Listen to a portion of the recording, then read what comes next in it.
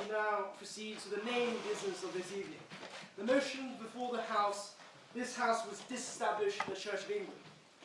On the proposition, we begin with Miss Manson, campaigning officer for the National Secular Society and a leading voice for secularism and freedom of religion in public policy in Britain.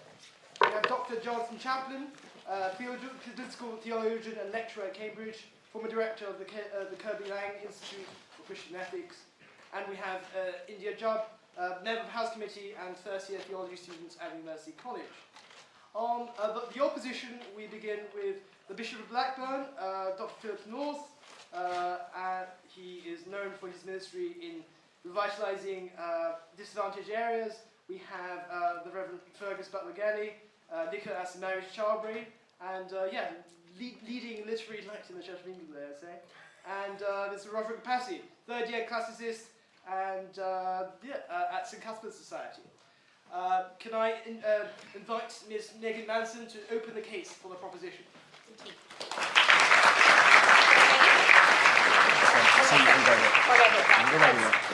you. Thank you.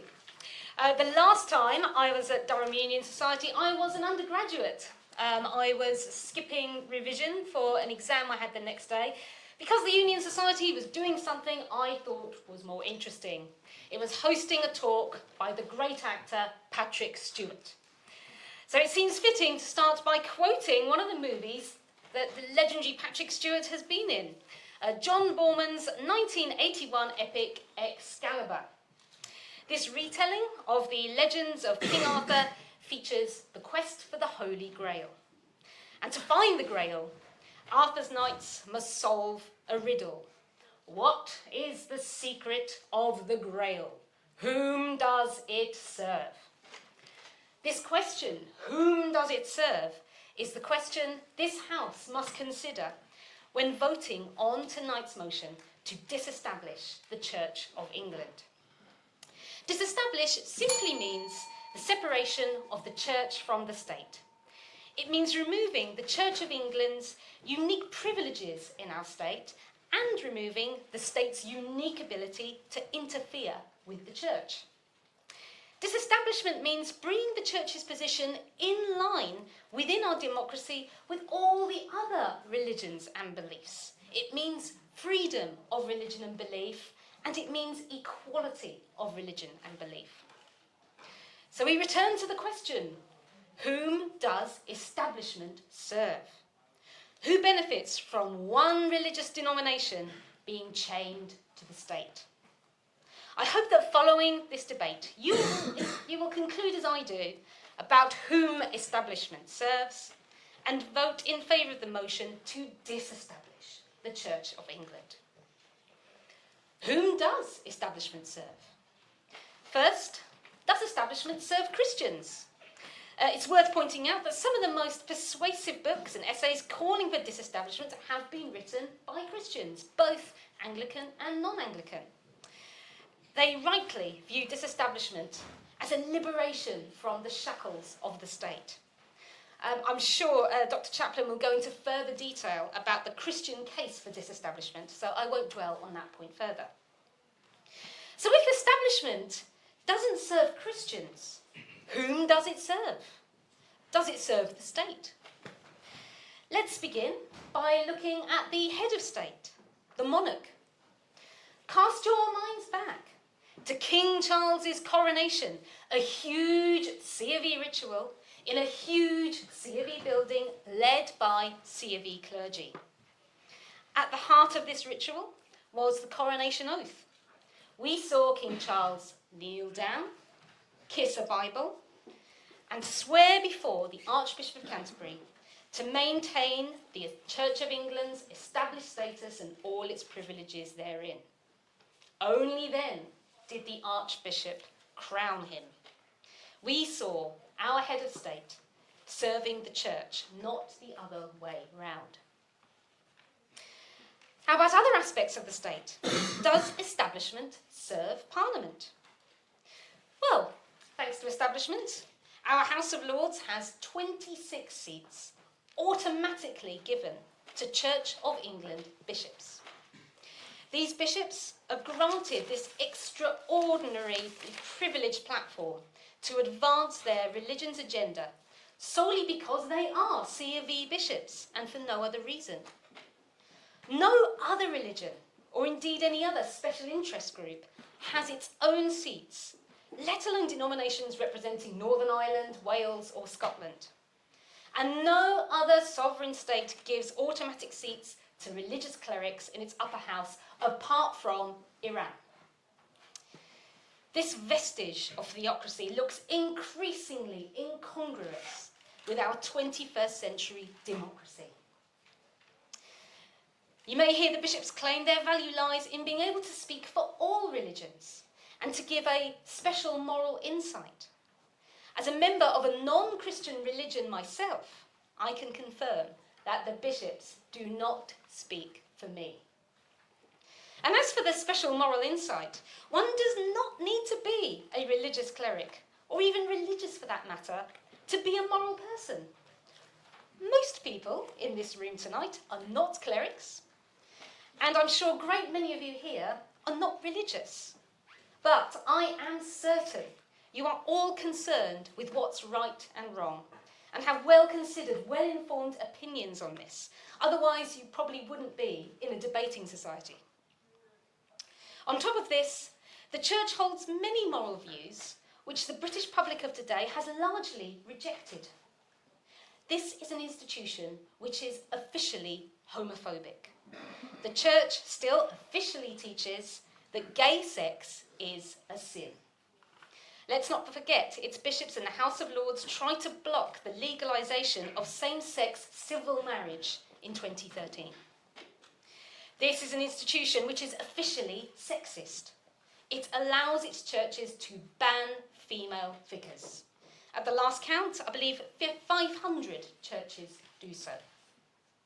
And this is an institution which is embroiled again and again in scandals involving the abuse of children and society's most vulnerable.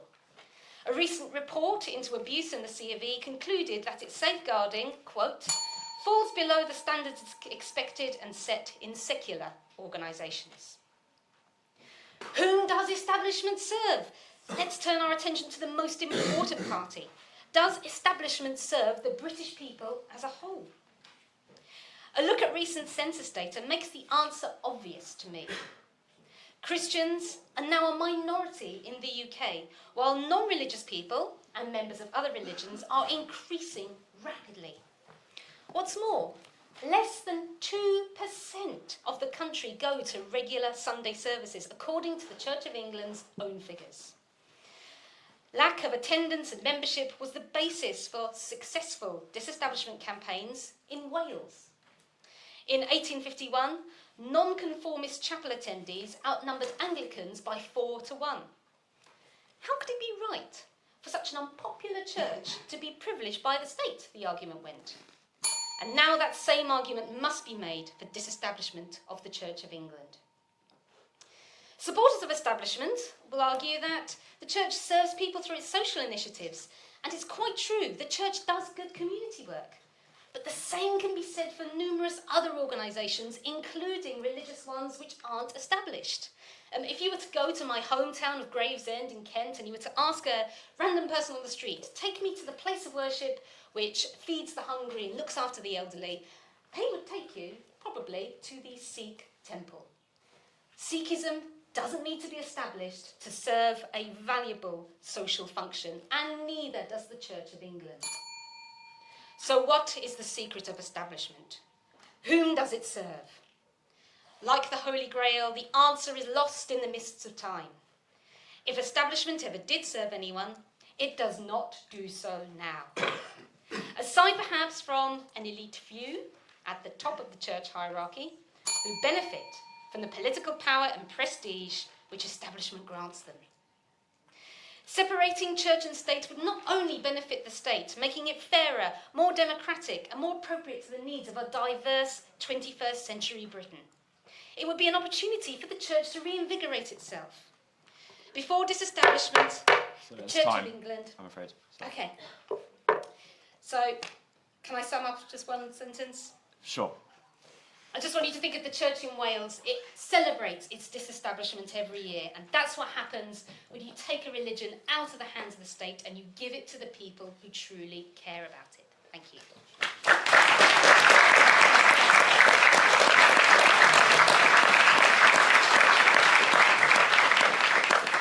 Thank you, Ms. Manson.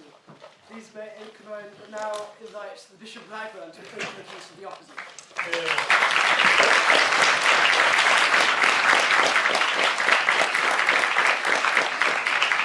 Thank you very much for having me. I love the custom the Your Union has of getting its speakers drunk and giving them huge numbers of calories to eat before the debate. So if I'm not as erudite as usual, I apologise, it's not my fault. I find myself in a very odd position arguing against this proposition because, if I'm being honest, disestablishment would make my life an awful lot easier. It would mean the Church of England could appoint its own bishops rather than being appointed by secular prime ministers. It would make our decision-making and law-making far faster because we wouldn't have to have church laws rubber-stamped in Parliament. It would mean we'd lose the obligation to be present in every part of the country. It would also save eye-watering amounts of money because the Church of England makes nothing from establishment, but it costs us an awful lot to maintain it. So I want to argue not from the point of view of a bishop or the church, but from the point of view of the nation. Because I want to suggest that disestablishment would be bad news for our nation and for how we relate to one another. And I argue that in three ways. First of all, establishment gives the Church of England a duty of care for every person in this country. You may have heard the phrase cure of souls. When I appoint a vicar to a parish, I give them the cure of souls. It's a legal thing. They're not just chaplains to a gathered Sunday congregation. Their job is to serve every single person resident in that parish. And that goes very, very deep in terms of our self-understanding as the Church of England and our responsibility for everyone.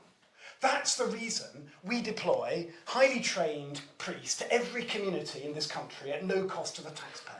That's the reason we keep our church buildings open and available to everybody and as stewards, for example, of 75% of the nation's Grade 1 listed buildings. That's the reason, because we feel responsible, that we run 33,000 social projects, 5,000 church schools, and one of the biggest providers of youth ministry in the country.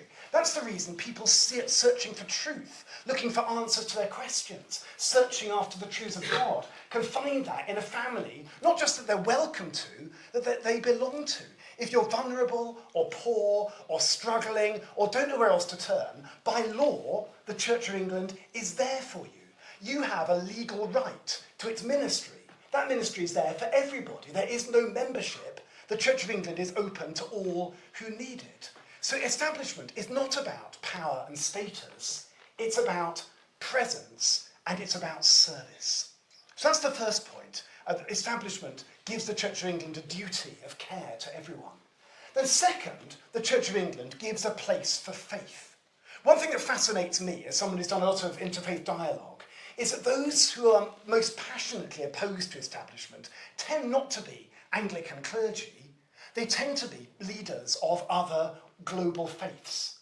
Because there's something about establishment and the church holding that place in the Constitution which says there is a place for faith in this nation. And that matters now more than ever, arguably, in the context of the Gaza conflict, with a huge increase in the rise of Islamophobia and anti-Semitism, and many people of faith feeling vulnerable. The Muslim communities in Burnley, when I was Bishop of Burnley, used to describe me as our bishop. When they met after lockdown, I was the one who made the safety movies because I was the one who can convene them all. That is a very deep understanding of establishment and where the Church of England is called upon to symbolise the role of faith in a nation. And I would say that matters massively. As a nation with a rich Christian heritage, we can't understand our history without understanding the place of faith within it. Nor can we understand global politics without understanding the role of faith. And I think that point about the role of faith in a nation actually is what justifies bishops in the House of Lords. And I'm not one, I have to say, yet. I'm in the queue, having to wait. But you know, we all know the House of Lords need radical root and branch reform, and the Church of England, the Lord Spiritual, will be very up for that. But whilst no government appears to have the nerve to carry out that reform, simply scapegoating a small group of bishops would be a major, major mistake. In fact, I'd suggest bishops show what the House of Lords could be. We're rooted in a region. So when I become a member of the House of Lords, I'll be one of only 3 people resident in Lancashire to be in a vastly bloated upper house. We're non-partisan. We're there not because we've greased the right palm, wear the right school tie. We're there because of the role we occupy, and we can speak up for local regions. Surely that's a sign of what the Lord should be. And at the same time, we're able to give a voice to faith and show that for people of faith, faith is not some bolt-on to a secular mindset. It's how we think and live and are. So to disestablish, I think, would for no good reason sideline and privatise faith. And that's something that nobody would benefit from. And then thirdly, establishment makes a statement about who we are as a culture. We live in a transactional culture.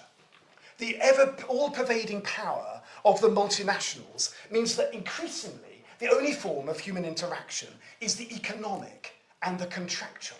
We're being commodified as human beings. We're being marketised. We're even in public services. We think of ourselves more and more as consumers, buying education, buying healthcare through our taxes from the state.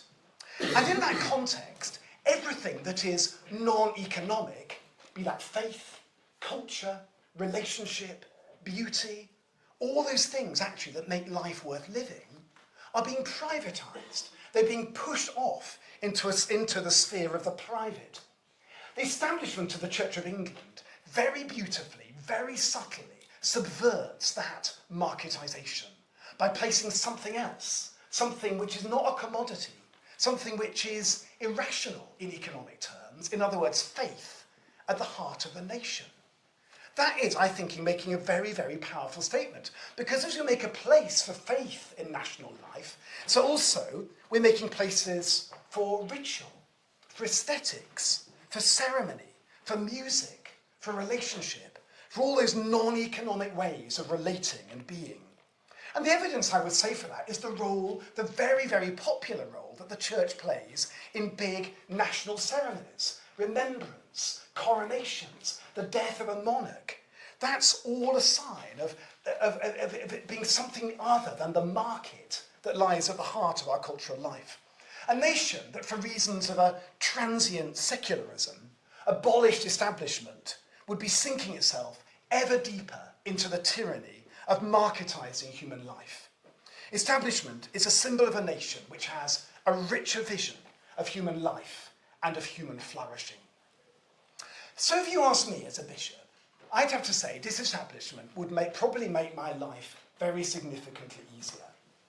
But I would say that for a nation, it would be very, very sad. It would be a sad day for those 3 reasons. That no longer would the Church of England have a duty to care for everyone. No longer would we be saying there is a place of faith at the heart of our national life. And also, we'd no longer be making that powerful statement that it is human life, human relationship, human joy that lies at the heart of our national life, not the market. Many would say establishment is an anomaly. And of course it is an anomaly, let's face it. But anomalies can be very precious things. And nations play around with their anomalies at great risk. Yes, it may make rational sense to abolish establishment, but I would also say we'd be a much sadder and much more monochrome nation without it. Thank you so much for listening.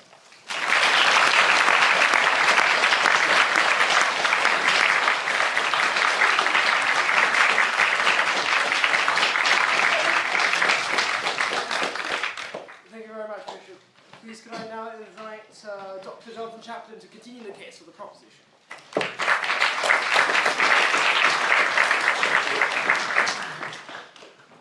I'm just trying to move this gavel a little bit in the direction so you can... Okay, thank you very much. Bit of a dangerous implement if I get too excited, so it's on the right side.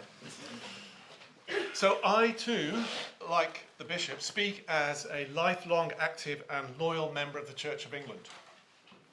Now, true loyalty to any institution involves a readiness to critique how well it is currently fulfilling its vocation. And in that spirit, I want to put to you tonight that the Church of England's privileged ties to the state are a distraction from and a hindrance to that vocation. a piece of its legacy that should be relinquished by the church itself. Now, to know what that would involve, we need to bury into some details which have so far been lacking. We need to know what establishment actually amounts to, on which defenders are notoriously vague. So first, it's important to distinguish between what's called earth establishment and high establishment. Earth establishment is the embedded, historically rooted presence of the Church of England in communities across England. Parishes, dioceses, schools, chaplaincies, and so forth. This presence, as has already been pointed out, gives it many opportunities for public service, which, to its credit, it increasingly shares with others, pursuant to what it likes to call hospitable establishment. I am an enthusiastic supporter of hospitable earth establishment. In fact, it's not really possible to disestablish earth establishment.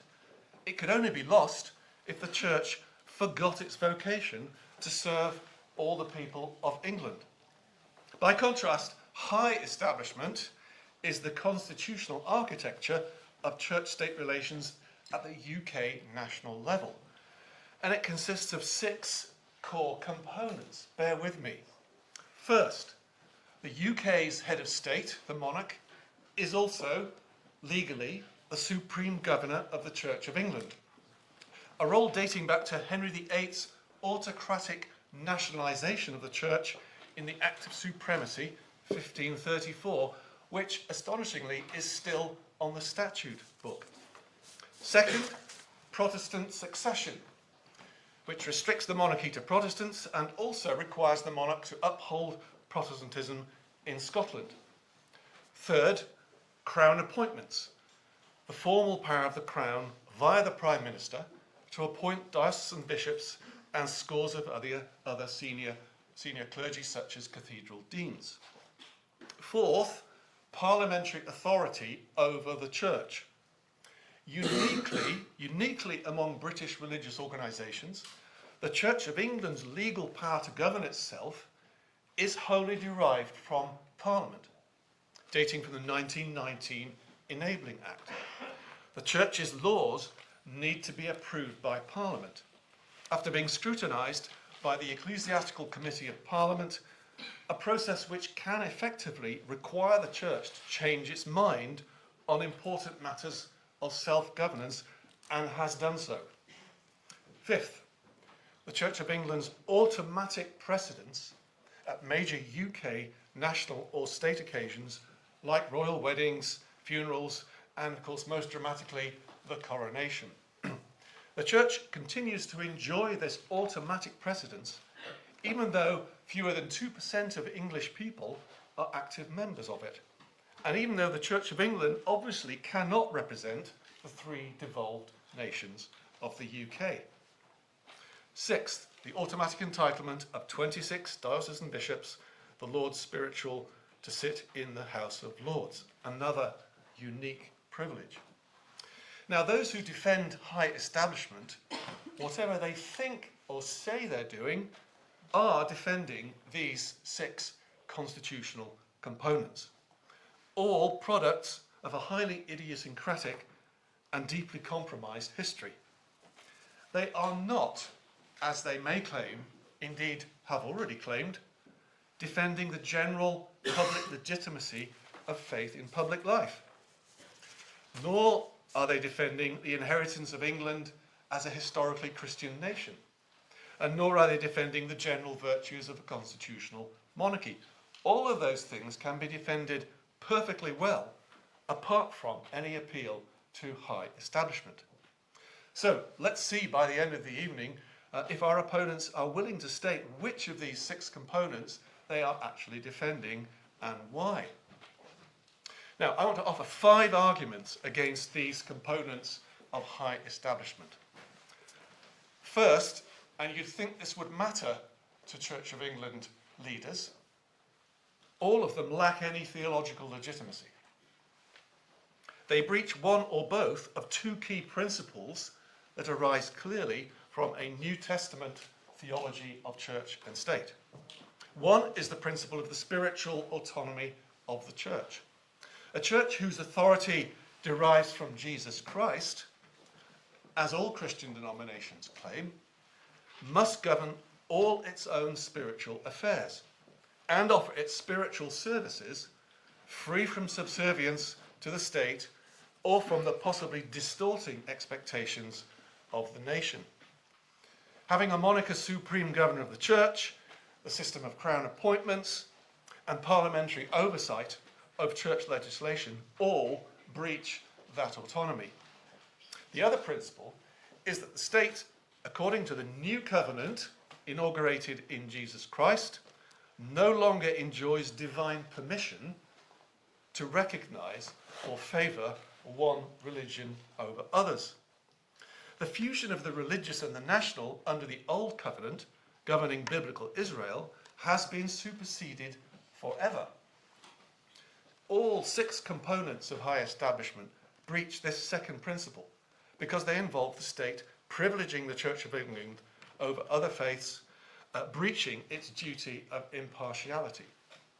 And note that these principles I submit to you are Christian theological principles, not secular liberal principles, although on this issue they happily converge with secular principles.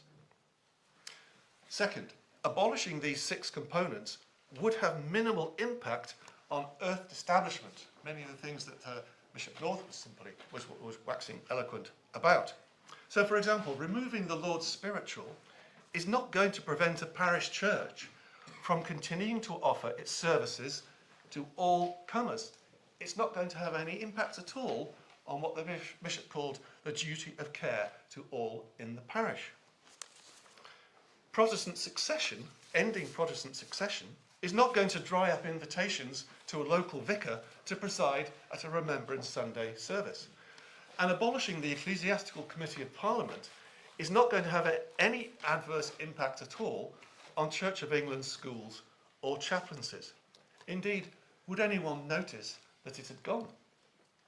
Third, nothing in the ending of high establishment would promote the secularization of public life, as is often suggested and has just been suggested. Ending the supreme governorship, or replacing a sacred coronation of a monarch with a civic investiture, like all other European monarchies, would do nothing to make British society more secularized. Secularization is determined by much deeper cultural factors having nothing to do with the apparatus of high establishment.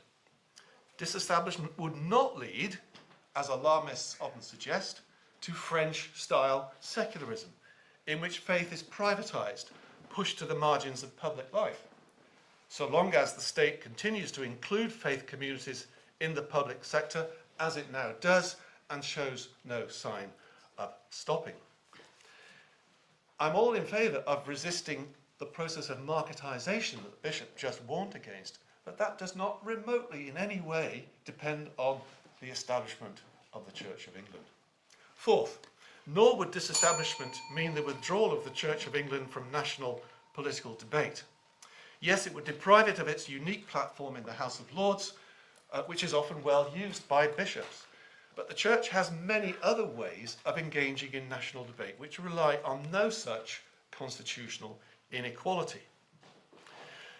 Indeed, the best resources on the issues in the last general election came not from the established Church of England, which this time produced precisely 0, but from, in my view, the very non-established black church leaders who produced a powerful document, Black Church Political Mobilization, a manifesto for action. For the future of faith in public life, watch that space, not the bench of bishops. Finally, the Church's established status puts constant and unwelcome pressure on it to defer to state policies. An example, in 2019, very briefly, at the request of the Royal Navy, Westminster Abbey held a service to give thanks for the 50th anniversary of Britain's nuclear deterrent, evoking loud protests from within and beyond the church. But under establishment, it's simply inconceivable that the church could have turned the Navy down. Whatever your views of deterrence, that is the captivity in which establishment can entrap the church and from which it needs to liberate itself. So I commend this motion to the House.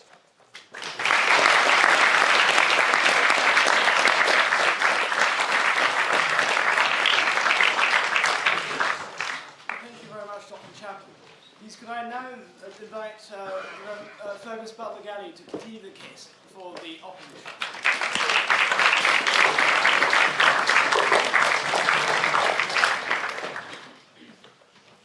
I'm sure each and every one of you remembers the moment that you first set eyes on Durham Cathedral. I remember mine. I remember it very distinctly. I stood outside the doors of this august institution we're standing in here. And I looked up and I allowed the monumental architecture, the sense of space and history to overwhelm me. And I stood there in silence. Regrettably, next to me was standing an American. And they are not known for losing themselves in such moments or for expressing wonder and grace and beauty and truth in silence. And as I stood there, I heard this voice in my left ear say very distinctly, "Gee, look at the size of that baby." I allowed my eyes to come down from looking at the cathedral and looked to my left to make sure he wasn't looking at me.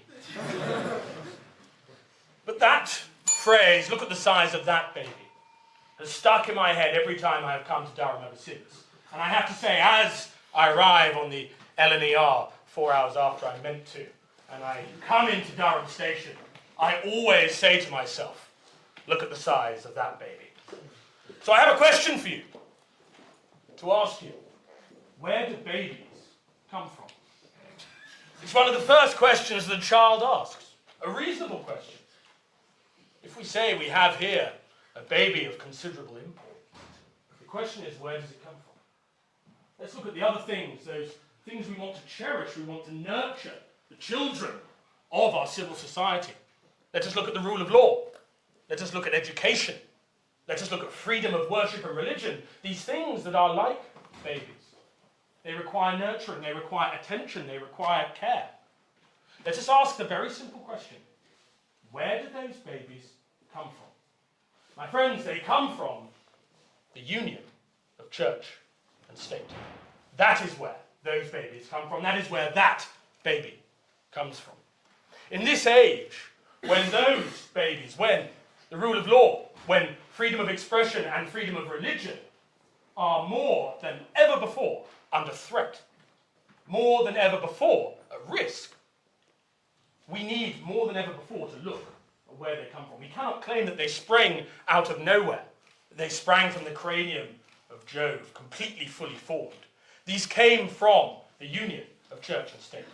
The bishops at Magna Carta, Bishop van Mildert, making this very university possible.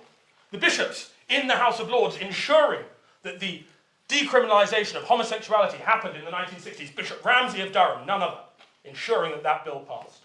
The union of church and state has been responsible for many of the things that we care about in this country, many of the things that we would all say make this country great. And we throw that baby out with the bathwater at our peril. So, I would like to encourage all of you to vote enthusiastically against this motion. I'd like to address Professor Chaplin's comments now first. We talk about this high and low establishment, earth establishment, high establishment. In truth, the two are not divisible. They have never been divisible in the history of this country. There were some very dubious, I must say, theological suggestions that Christianity in the New Testament has always divided the two. A cursory reading of the letters of Paul, a cursory reading of the first epistle of Peter would all suggest that is absolutely untrue. For a very long time, Christianity and the state have joined together, and together they have done good and wonderful things. But let us go on to the practicalities. Professor Chaplin challenged us to consider the practicalities. I would throw that challenge back. What do the practicalities look like for the opposition? Because their two speakers seem to have very, very different models of what disestablishment would look like. We've been told to take the church in Wales as a model. The church in Wales. a church disestablished due to the moral corruption of David Lloyd George, a man who was busy molesting everybody he worked with, and because he needed the votes of nonconformists who knew exactly what he was getting up to with his secretaries, he chose to attack the established church. The church in Wales now is in a perilous state. Religion in Wales is in a perilous state. Many parts of Wales are now the most deprived parts of the country, precisely because the church was robbed of its ability to help people. There was essentially a land grab. Are we really saying, in 2024, that we are going to encourage the state to steal private property from those organisations that are doing so much good? Are we really saying we're going to unpick the Constitution at this exceptionally vulnerable time? The practicalities of disestablishment do not stand up. We have more idea about how we will put a man on Mars than we do about how to unpick the Church of England from the Constitution of the United Kingdom. That is a simple fact in terms of property law, in terms of education, in terms of the monarch, in terms of Parliament. So, if the opposition wants to come up with a genuinely coherent and practicable suggestion, then I would be very pleased to hear it. But as it stands, there is not one. I'd then like to move on to my next point, which is that having established that we know where babies come from, and having said we don't want to throw the baby out with the bathwater, let us look what that bathwater looks like. There is this suggestion, particularly from the first speaker, that the removal of establishment would somehow make England more tolerant, would somehow make England a better country. The US State Department ranks the UK as the 5th most religiously free country on the face of the planet. Of the top 10, 4 of those 10 have some form of established church, some relationship between church and state, specifically Scandinavian countries, etc., and England itself. The idea that those 190 countries behind us, almost all of whom, the vast majority of whom are secular, are somehow more tolerant because in their constitution they have separated church and state is obviously untrue. The idea that there are places like North Korea have a greater degree of religious freedom because they have separated church and state is complete nonsense. And I hope you will see that as well. Very obviously, the link between the established church and freedom of religion does not stack up as the proposition of this argument would have you suggest. Indeed, the opposite is true.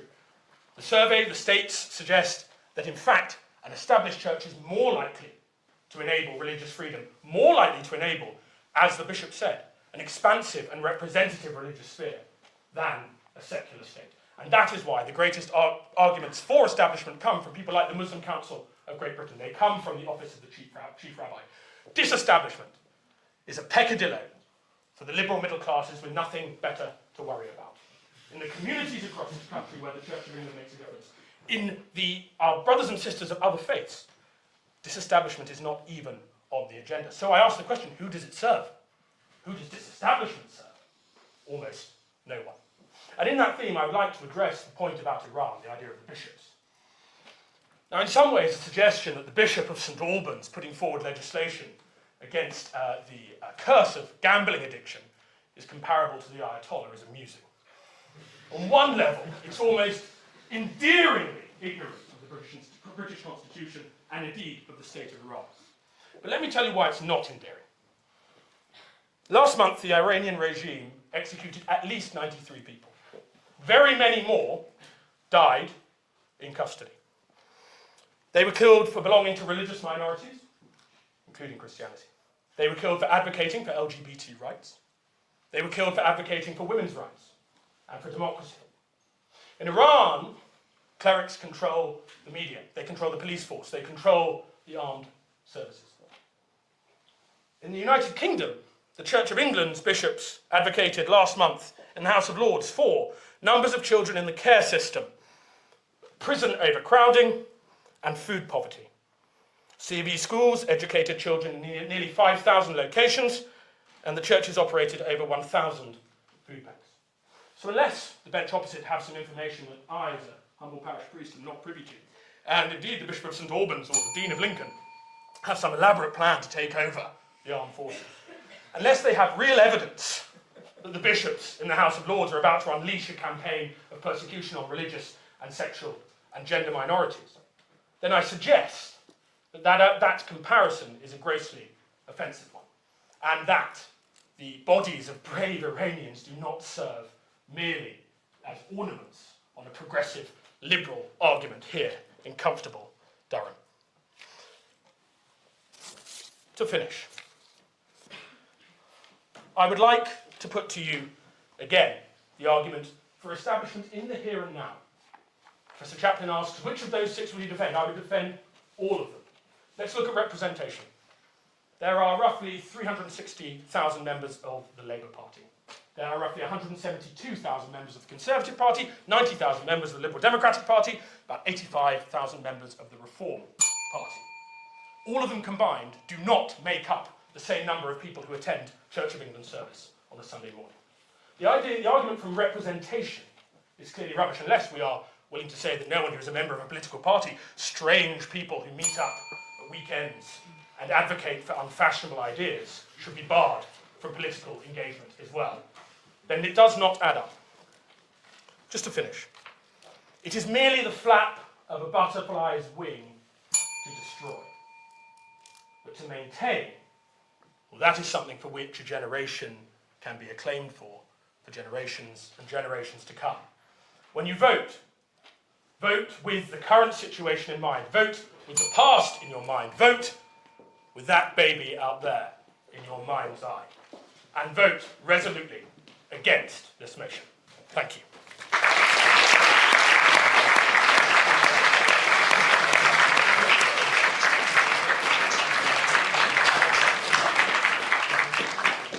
Thank you very much, Fergus. Please could I now invite Ms. India Jubb to conclude the case for the proposition.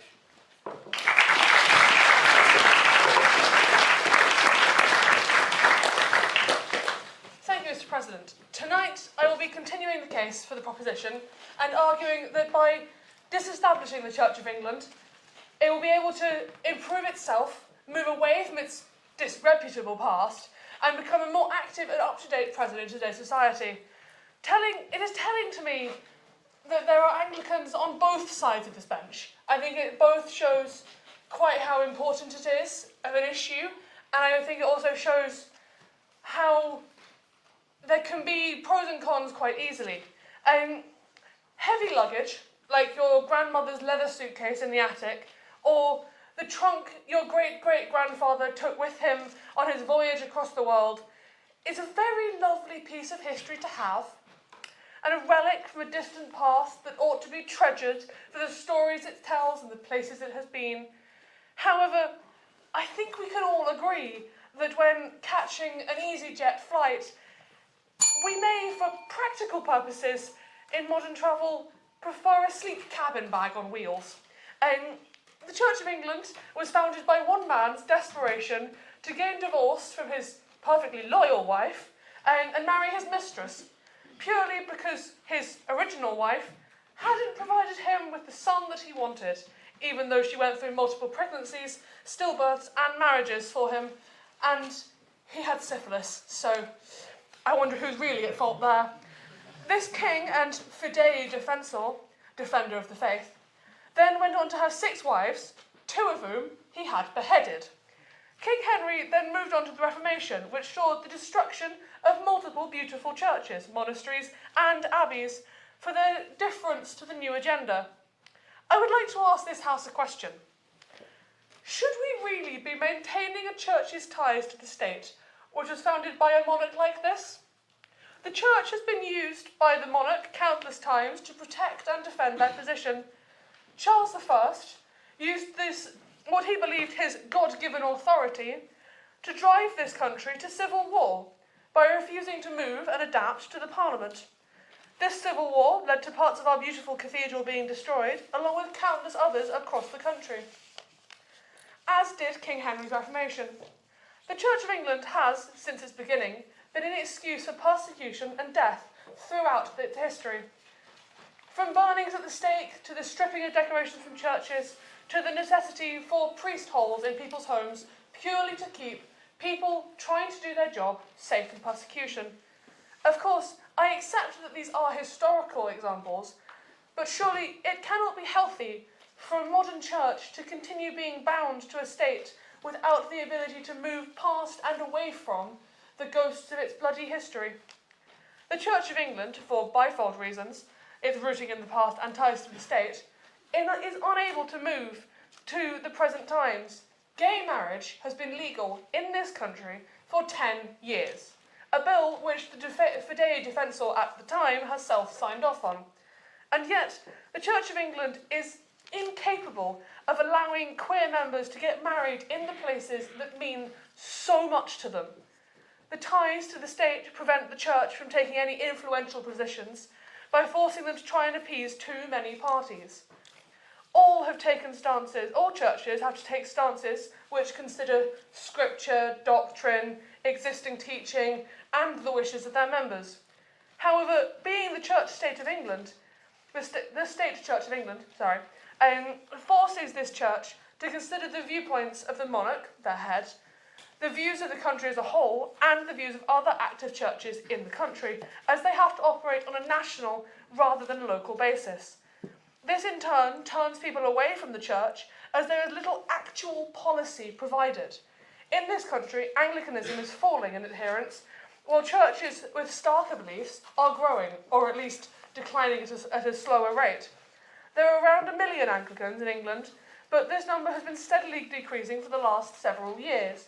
Meanwhile, Christians are tending towards churches with starker beliefs. Evangelicalism, Catholicism, and the Orthodoxy are all been growing in recent years, and this cannot be put down to a need for more traditionalism, because the difference between the Orthodoxy's idea of traditionalism and evangelical ideas of traditionalism could be said to be stark. Or at least these churches are declining less than the C of E. The Russian Orthodox Church has more than doubled between 2000 and 2020, and 100 new Orthodox churches have been built in this time. Only a few weeks ago, in this very city, the new Orthodox Church of St Cuthbert and St Bede was consecrated. This clearly shows that there is a movement in this country towards churches that can provide an actual, strong positions on the issues of the day for their members. I would argue that by having to juggle the desires of so many parties, the Church of England is suffering itself because it cannot provide a strong position on any issue, which prevents them from growing. For example, they are unable to conclusively approve or reject gay marriage. They keep saying one thing and then, well, we'll give them blessings, but we won't let them do this, X, Y, Z. And they also can't decide whether to be higher church or lower church for fear of alienating a communion. Furthermore, there is a claim that the decline in all churches is because of a lack of religion in the young. However, it can be clearly seen that the younger generations are choosing churches with a more obvious doctrine. The number of Catholic Britons between 18 and 29 is 7 to 10% higher than the number of Anglicans in that age group, which would claim to be obviously would be the opposite, surely, if Anglicanism is the established church of the country. You'd think that that might have a higher population in the young, but no. Being the established church in this country also provides the church with an unfair protections from acts such as the employment law. Parishes and dioceses do not have to stick to the employment law, which aims to promote equality. They can, for example, refuse to employ a priest, a perfectly qualified clergy member, which the bishop mentioned, and when he was talking about how it was open to all and qualified clergy members are not costing the church any money because they are, they're costing the state any money, on the grounds of sexuality. This is not the case for other state institutions such as the NHS or schools. Neither for regular organisations such as universities or other businesses.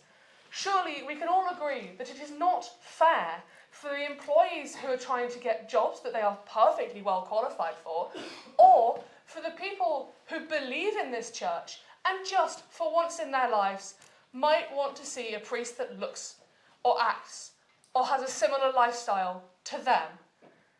I think I can wholeheartedly say that I believe with that the C of E would be able to drastically improve itself and its image if it were able to move past these protections that really fundamentally harm it.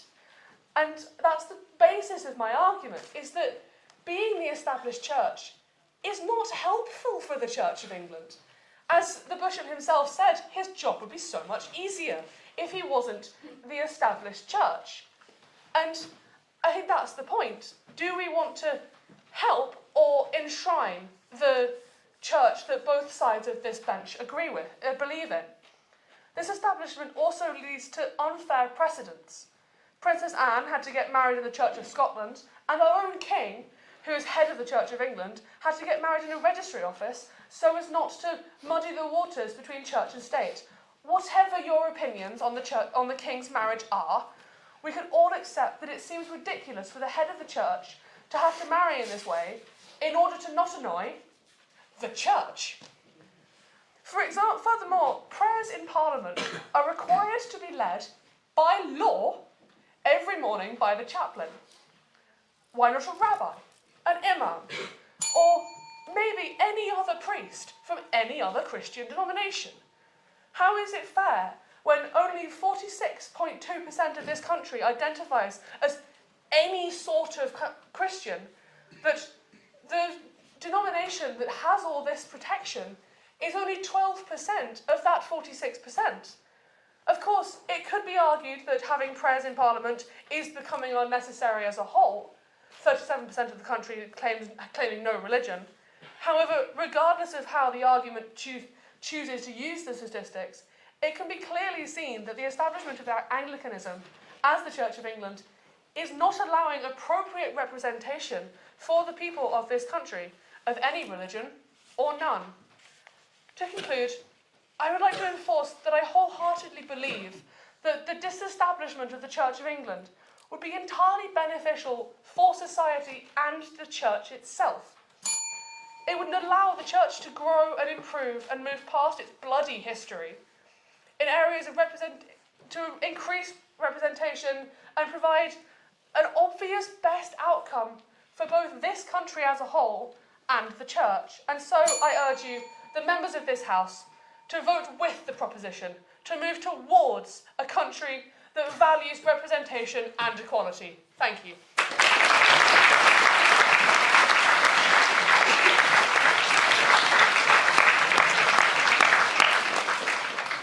Thank you very much, India. Please can I ask now Mr. Roderick Passey to prove the case for the opposition.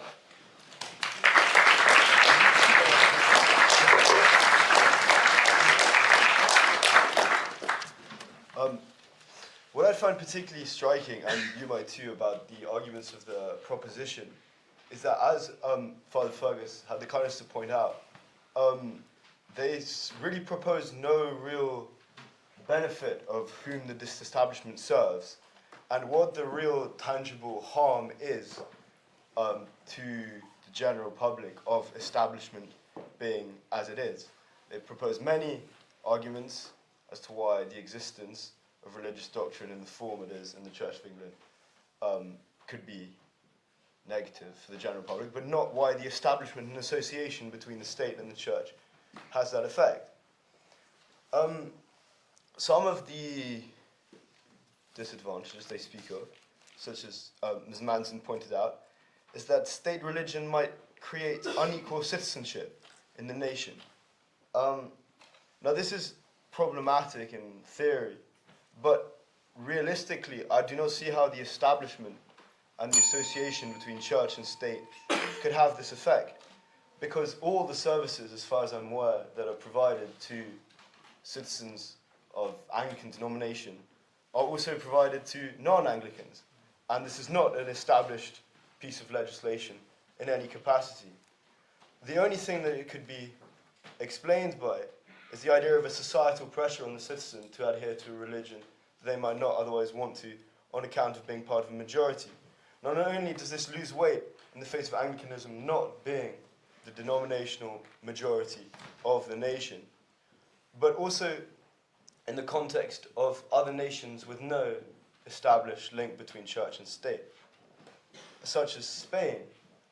Now, I grew up in Spain, and I've certainly felt in society there's a much greater push towards religion, even though the church was not normally associated with the state.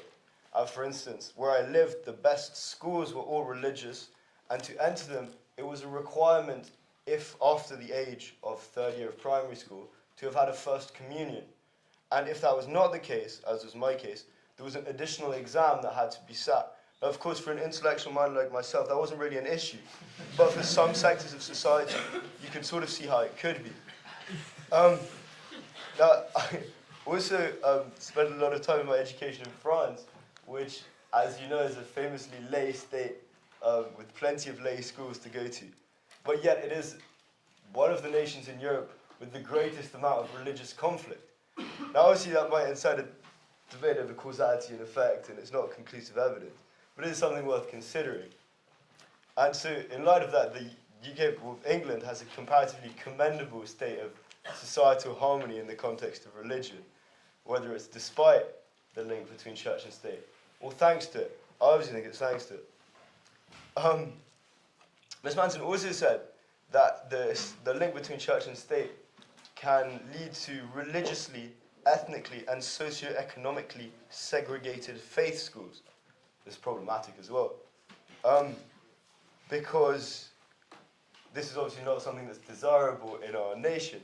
However, although society isn't inevitably segregated by matters of religion, ethnical factors, or socioeconomic factors, it is certainly inevitably separated, not through any kind of state religion or any kind of faith schools, but just through humans' natural desire to collect and communitize themselves in groups of similar beliefs and experiences.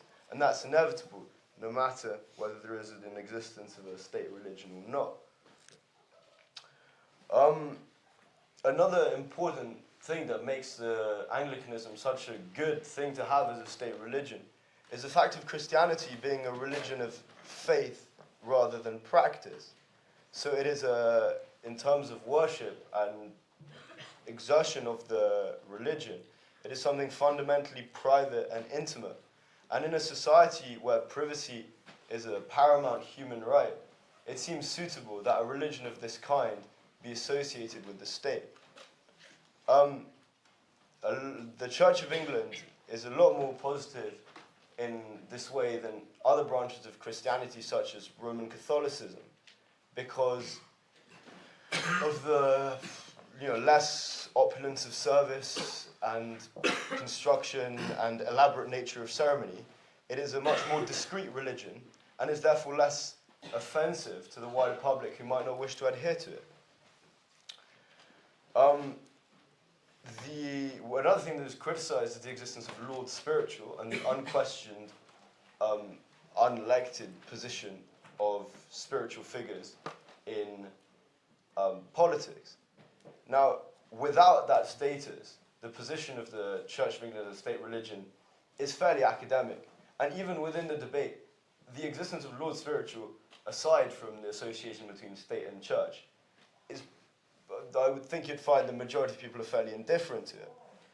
Further to this, the Lord Spiritual are important to represent faith communities outside of Anglicanism and indeed Christianity.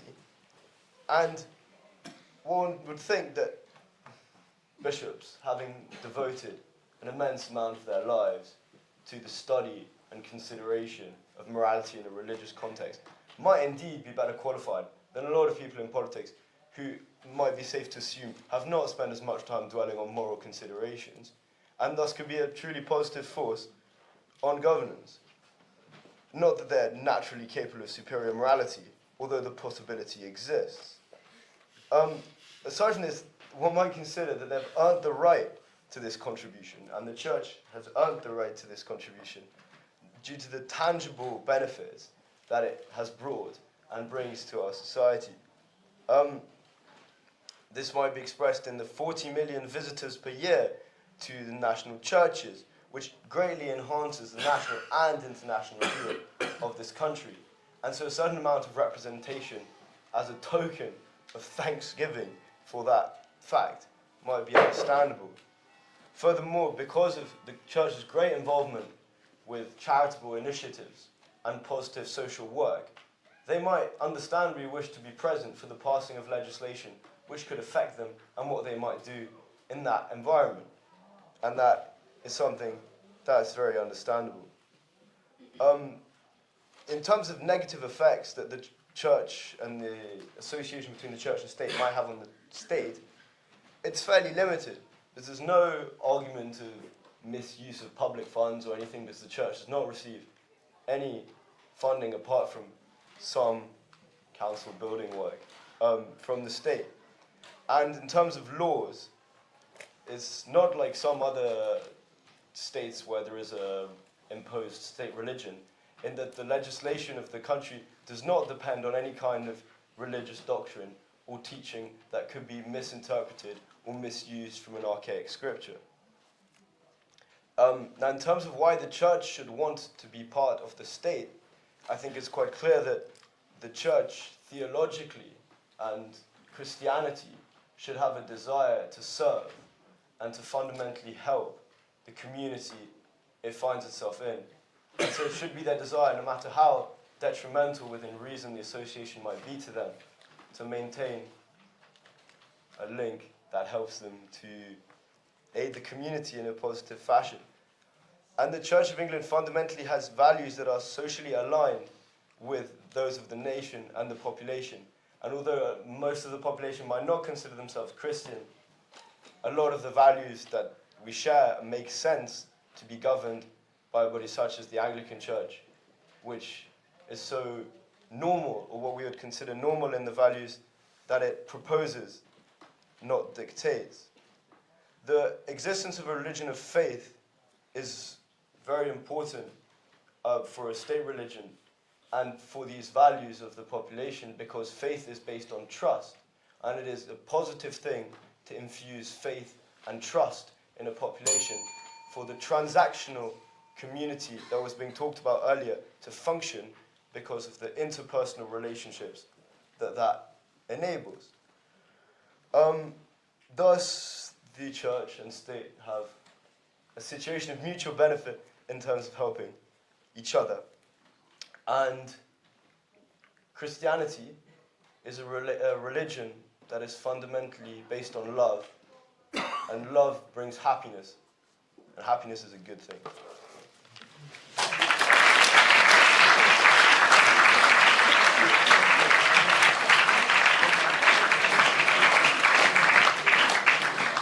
Thank you, Roderick. I now open up the floor to floor speeches.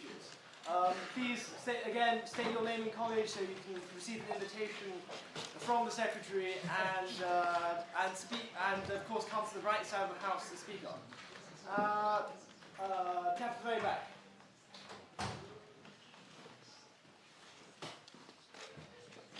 Christian Morris, University College. Now, the opposition here has given many reasons for the benefits of an established church, how it represents all faiths.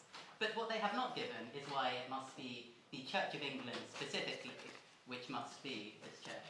Now, the opposition has also talked about how, the church must be a bulwark against the commercialisation of society. But I must remind you all on how the Church of England was founded. It was founded through the looting of the church. It was founded by the dissolution of the monasteries. It was founded by the avarice and lust of a single individual, King Henry VIII, who has already been spoken about his personal faults. The dissolution of the monasteries led to the loss of, so many ecclesiastical treasures. So much rich culture and history was lost when the monasteries were closed. Is this the kind of institution which should represent religion, which should represent Britain? I don't think so. The truth is that the Church of England is a fundamentally illegitimate and fundamentally thieving institution. It is not the kind of thing which the country should run. If we are to have an established church, it should be one of the true faith, the Catholic faith, the faith of As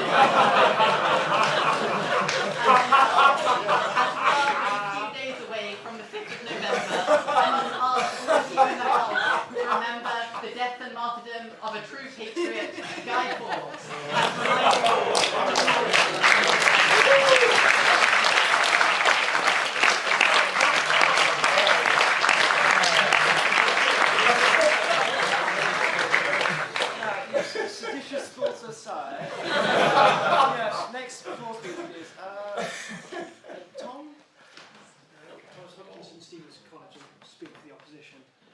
I can't believe, as a Roman Catholic, I'll be speaking for the opposition, regardless of those comments.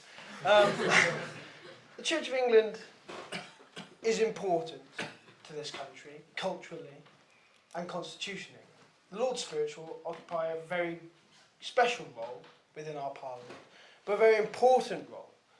They represent all religions, despite them being specifically Church of England. I know as a Roman Catholic, having spoken to Bishop Rachel, the Bishop of Gloucester, she takes into account all religious ideals when she makes a decision in the House of Lords.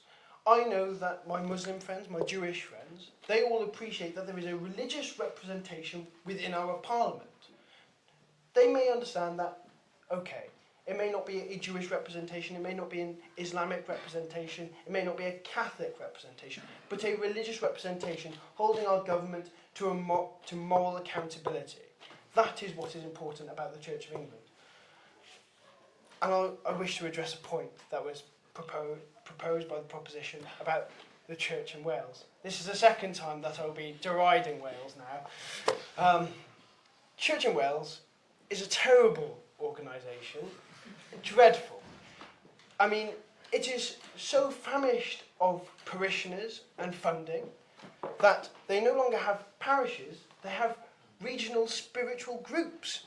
The parish where I'm from, if I were an Anglican, sort of Monmouthshire, is a parish of around about 50 odd miles. Okay, not your local town church or your village church, but a parish of 50 miles where priests travel, so you don't even have a regular Sunday service in that town or village church because of disestablishment. The local church in my town of humble old Chepstow is about 900 years old from its earliest sort of establishment as a church. They can't afford to keep it open because the disestablished Church of Wales refuses to fund it because it doesn't have the funds itself because it's disestablished. The established Church of England, though, however, maintains its churches. It does to a better degree than the disestablished Church of Wales. This church is a national treasure. It's a treasure to my town.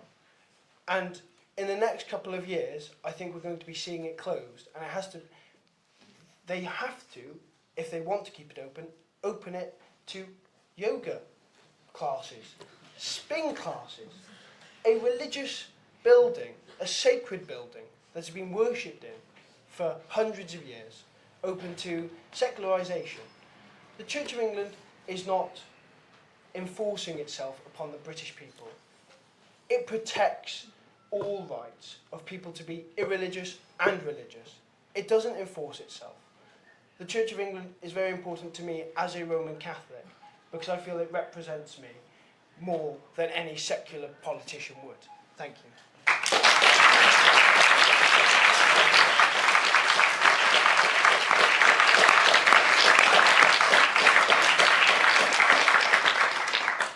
Out of interest, do we have any non-Catholics in this room? Oh,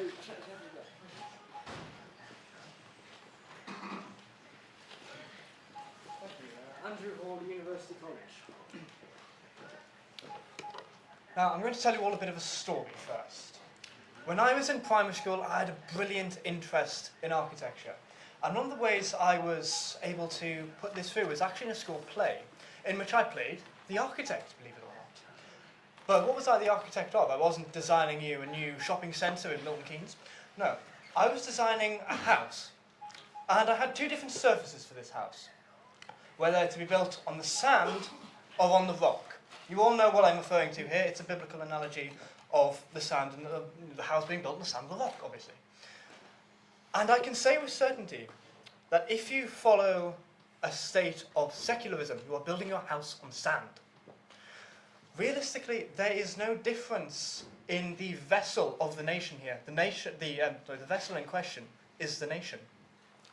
But it is different when we consider the more specifics to this being the conditions of the sand or the rock. If you if you do not believe in anything above you as a person, if there's no God above you, then who is your commander? If there's no one above you, then to whom are you yourself personally accountable? If you have none of your own moral fibre, because, after all, who is there to be moral to? If you are solely of the belief that there are no morals because all morals are only made by a 1% elitist group in order to serve their own desires, then are you really a good person, and can you really say that to yourself? And I say this to the nation as a whole. The Church of England allows for an entrenched place of divinity and morality to remain in the United Kingdom. And without that, I'm afraid that we would have a lot more corrupt, moralless politicians than we do now. Thank you very much.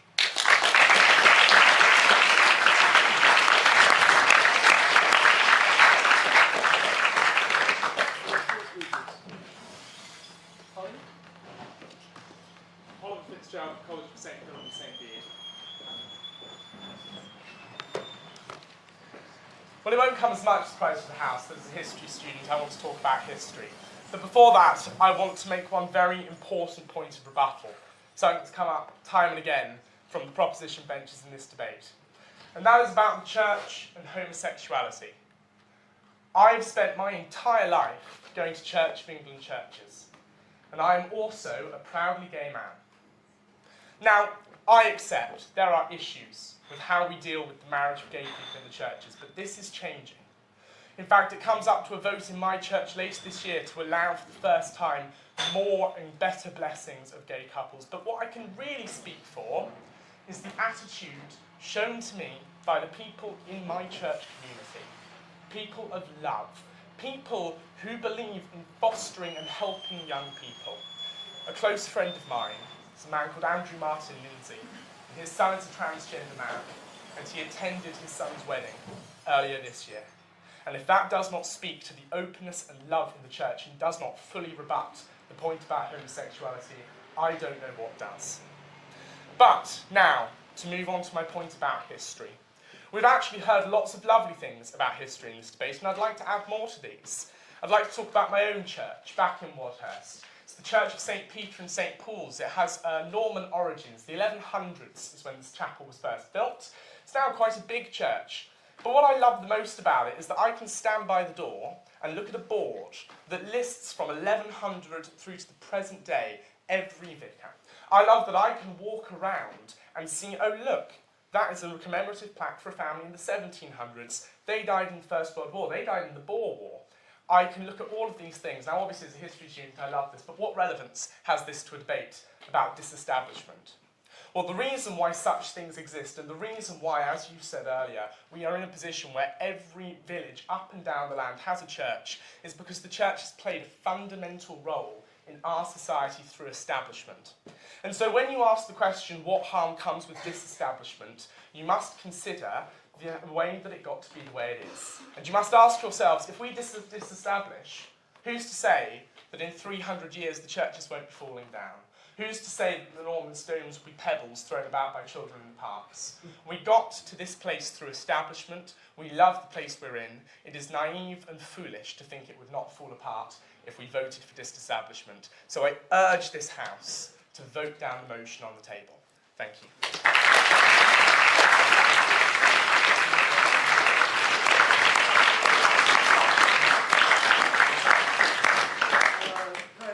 I think we're running a bit tight on time, so I think we will come to questions now. So again, if you can stand up, state your question, say your name and college, and state to which side are you addressing the question. It could be opposition, proposition, or both. Hannah? Hannah Zukic, Trevelyan College. This is for the opposition. One of you, the clever person I think, said that faith, the Church of England allows faith to be more discreet, but when does that discreetness turn into lukewarmness? Into what? Lukewarmness. As in spiritual lukewarmness, not being too passionate about your faith, but not being too dead in it either. I think the point is that the Church of England is steering, partly because of the history we've heard so much about tonight, the Church of England inevitably is steering itself between poles constantly, between the poles of church and state, between a pure, holy church that is simply for the service of its members, and the church that was described once by one Archbishop of Canterbury as being the only institution that does not exist for the benefit of its members, but for those who are outside it. So inevitably, there is a balancing act. The reason why British society is as it is partly because the Church of England has always been an exercise in balancing between high and low, between conservative and liberal, between church and state. So I think the point that is being put across is that in the form of the Church of England, you do not have a church that insists on, a kind of integralism, a complete control over the state. It is not, the Roman Catholic Church of 1492 in Spain. It is not, the Church of the Papal States. It is not, on the other hand, it is not sort of Quakerism existing sort of separate away from the body politic. It is not the Church of the Puritans who went to New England. It is inevitably a church that is seeking to balance the two. Lukewarmness is a problem, but it is a theological problem for us within the church. I hope on the whole that the Church of England's attempts to be as broad as possible and to include as many people as possible is a positive thing for its relationship with the church and the state, rather than one that is denuding it of theological integrity.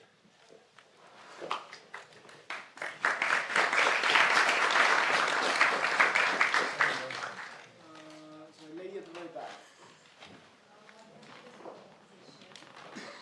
Sorry, you raise your voice a little. Sorry.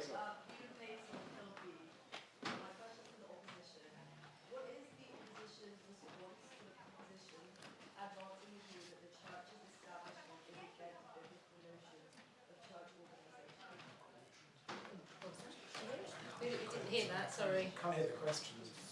Sorry, would you mind repeating yourself slightly louder? Sorry, it's quite a long, big room.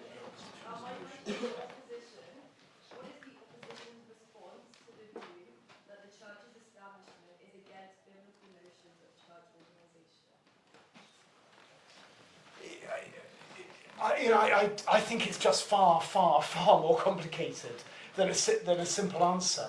There is even in the New Testament, there's an extremely complex relationship going on between church and state, a very different one from now. Now, the church is founded by Jesus Christ and exists with Christ at its head. But the way in which churches have related to government over the years has been extremely complex. And there's some bits in Romans which now sound, Paul's letter to the Romans, which now sound quite awkward about obey the state, and a complex relationship between church and state. So I wouldn't say it is non-biblical or non-Christian establishment. It would be hard to justify biblically, I have to say, but so would many ways in which the church has been set up. This is what we have now. Now, my interest is declaring the good news of love that is the heart of the gospel to a nation. And whilst establishment may not make a great deal of sense, what it does do is guarantee that we're present in every part of the estate. I cut my teeth in Durham Diocese on council estates in Sunderland and Hartlepool, with churches doing a heroic job, serving people in states where at that time was 60-70% unemployment. Those churches were never ever financially viable. The only churches present on this estate was the Church of England. Why? Because of the establishment. And so this distinction between an earth establishment and I can't remember the other phrase, a constitutional establishment, just doesn't work. It's because of the constitutional establishment, anomalous as it may be, that we are present on those estates, serving and meeting the needs of some of the poorest people. God uses weird stuff to good.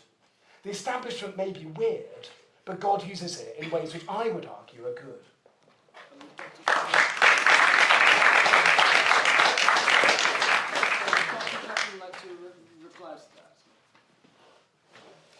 Yes, I'd be delighted to reply to that. So far,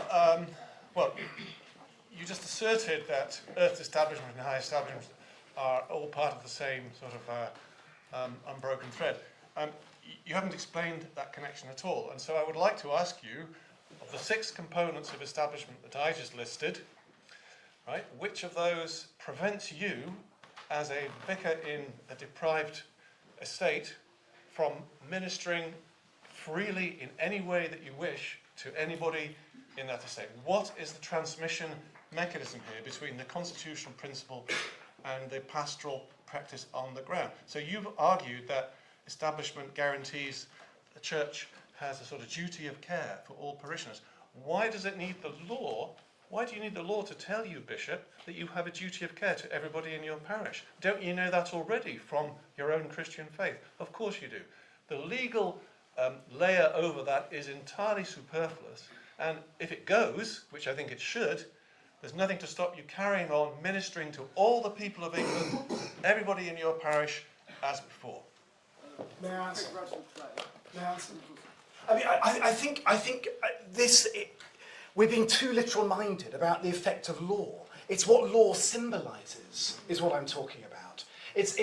I would argue for all 6 of those propositions, because they challenge the church to be present everywhere. It's the symbolism of that really matters. Now, I would find it impossible to stand up in synod and justify the church existing in estates where it can't afford its way without the Anglican commitment to be present in every single community.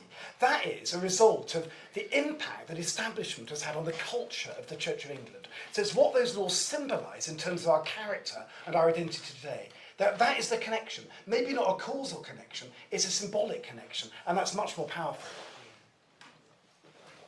Can I reply to that? Go on, let's take some more questions. Sorry?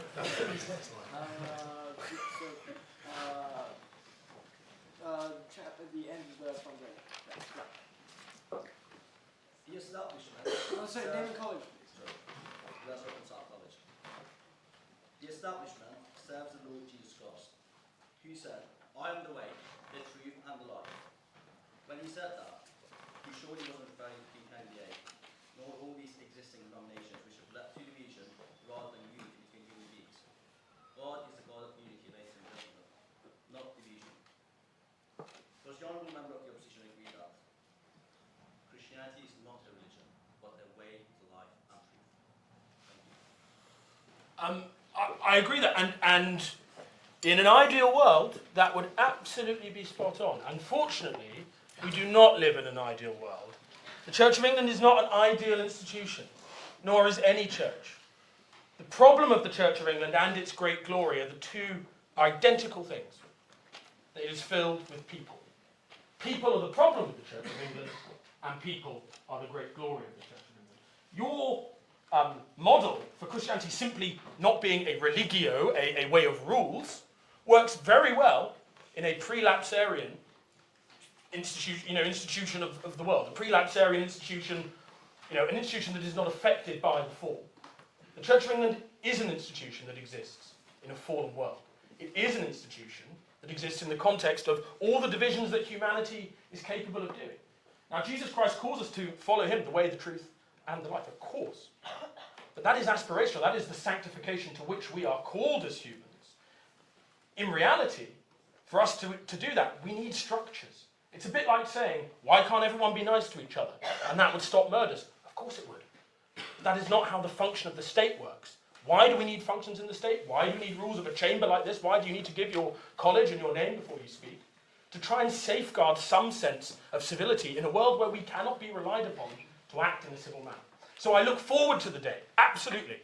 I look forward to the day when you and I will stand together and we will gaze upon the Lord Jesus Christ and acclaim him as the way, the truth, and the life. But whilst we are on this mortal plane, we need a few rules to help us get there.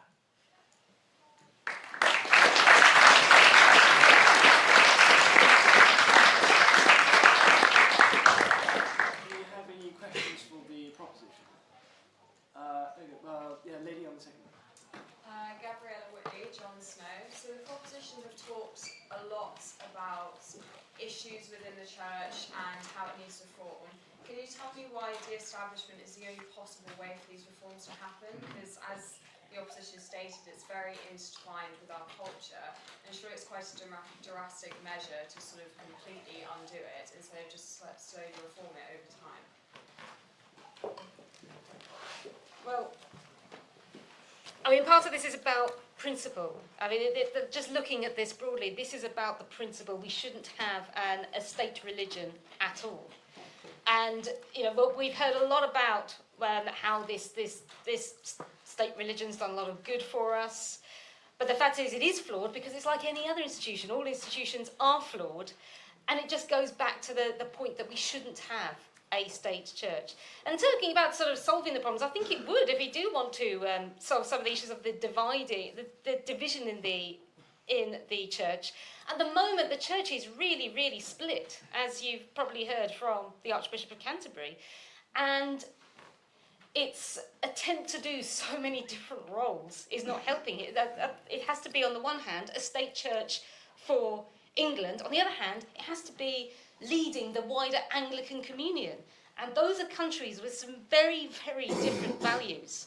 I mean, why do you think the church has not moved on gay marriage? Why do you think it still teaches that gay sex is a sin? It's because of the global Anglican communion and those countries which are a lot more conservative. I don't think the church can serve as both a state church for Britain and as a church representing a wider global Anglican community. It can't do both roles. And frankly, I think it's the obvious sensible solution here for the church is to cut loose the state. And then it can be the church that it needs to be for its people, whoever they are.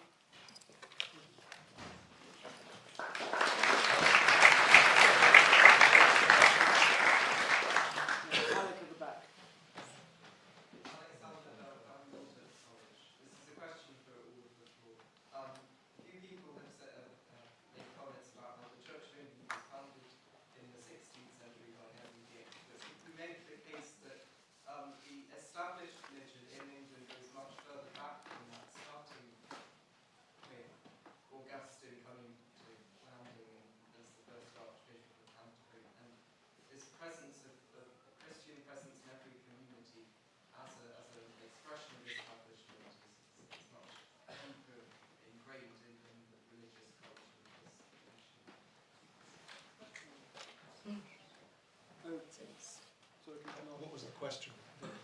Yeah, what was the question? Can you speak up? We've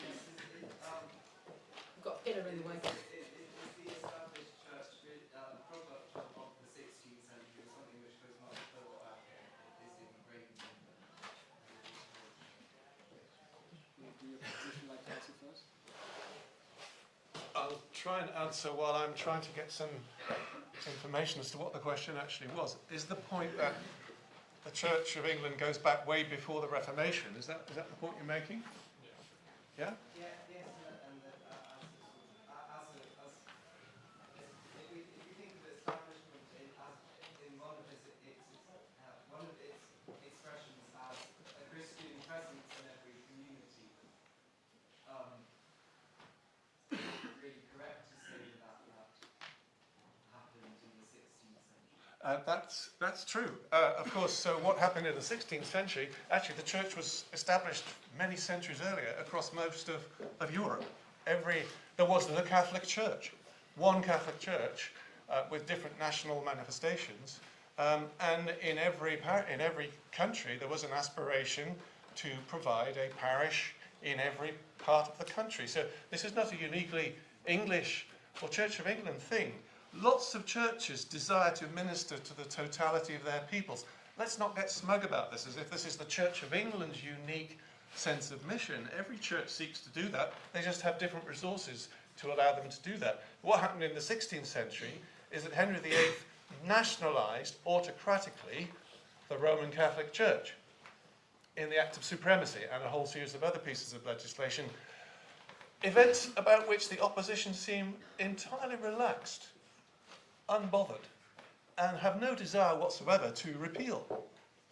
Or if you do, let's hear you say it. Let's hear you say, yes, it's about time we repealed the Act of Supremacy and its successor acts. I'd love to hear, our ears are tingling to hear you say that, but you're not going to say that because that is the pillar of modern Anglican establishment in England.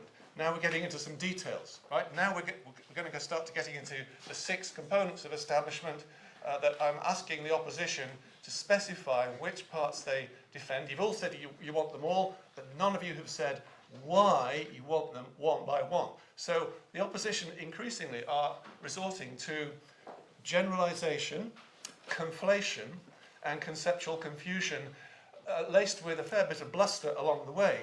I'm sure you won't be seduced by that. Press them on the details of what it is about establishment, the specific components of establishment that they think are going to guarantee the wonderful goods that the Church of England produces. We're still to hear that, I'm afraid, from the opposition. And we're going to hear some more platitudes now. Well, no, we won't hear platitudes at all. We have all said consistently that we believe in all of those 6 principles. What we have also said is it isn't as simple as a sort of the biology textbook attitude you seem to be getting from the proposition that you can simply say, this is the thing, the Protestant succession, blah, that's over.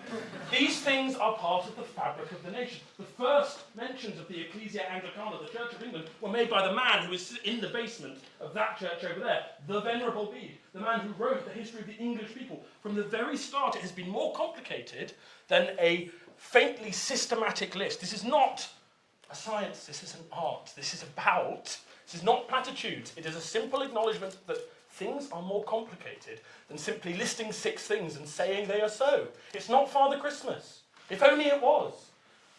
The fabric of our country is necessarily complicated, and it is necessarily interwoven, as it has been from the days of the Venerable Bede, from the days of St. Augustine, during the period of Henry VIII, throughout the 19th century, the 20th century, and as it will be in the future. It is more complicated than simply saying, these are 6 principles that I have plucked out of somewhere. What do you think of them? Establishment is about the interrelation of church and state. It is as complicated as there are communities and people in this country. And one of those people is, yes, the king who vows a certain oath. But we are saying that it is a very, very dangerous idea. In this age alone, surely we cannot see that. Think of all those countries across the world where they do delineate that very clearly in that faintly, bizarre way. The United States, is there a healthier relationship between church and state there? France? No. What this country acknowledges is that the relationship between church and state cannot be boiled down to 6 simplistic statements relating to constitutional laws going back 500 years.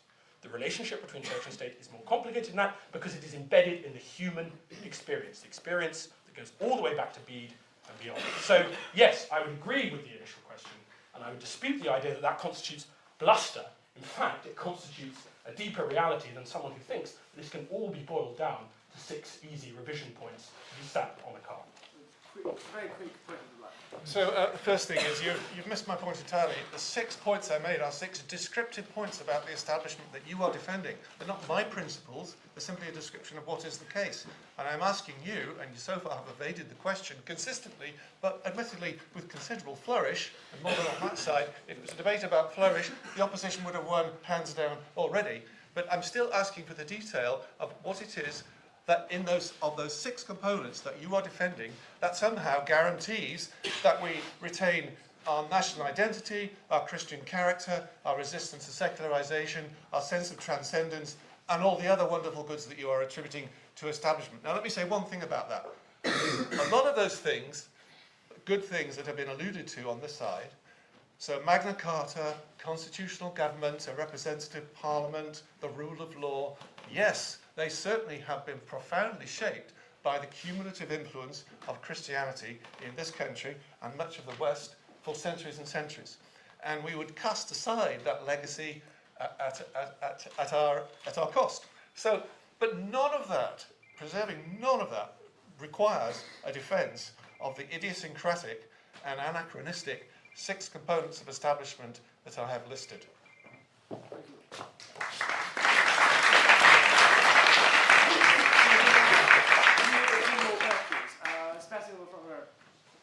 Hello, my name is Sebastian from Student College.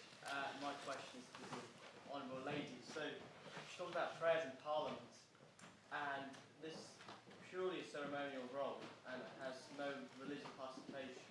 So what you do, an MP in the morning, they get a card, they write the name on it, and they put it onto a bench, and then the prayers start. But does she acknowledge that the MP doesn't have to be there during the prayers? And when a new parliament starts, you can choose not to swear to the Church of England Bible. You can swear to other books like the Quran or not swear. That's all your atheists. Of course I acknowledge that fact that you do not have to, but it is required by the law in this country that there has to be a process called prayers in Parliament. And I'm saying that having prayers have to happen in Parliament, of whatever form they may take, is an outdated situation. It either needs to be widened that it is representative of all religions, as demonstrated by the fact that you can swear on a book of your choosing, or it needs to be entirely removed, as it is not demonstrative of this country. Can I answer that? Very quickly. Yeah, so actually, if you want to guarantee your place, if the chamber doesn't fit everyone, so if it's a popular debate and you want to guarantee your seat, you must put in the prayer card and you must attend the prayers. It's not optional. If you want your MP to be there representing you, regardless of what religion he or she is, they've got to attend the prayers. This has been raised several times by MPs recently. Ellie Chowns was the most recent one who pointed out that she had to go to these prayers to be there, and she doesn't understand why. And I don't understand why either. The only explanation is the privilege of the Church of England. This is how it imposes.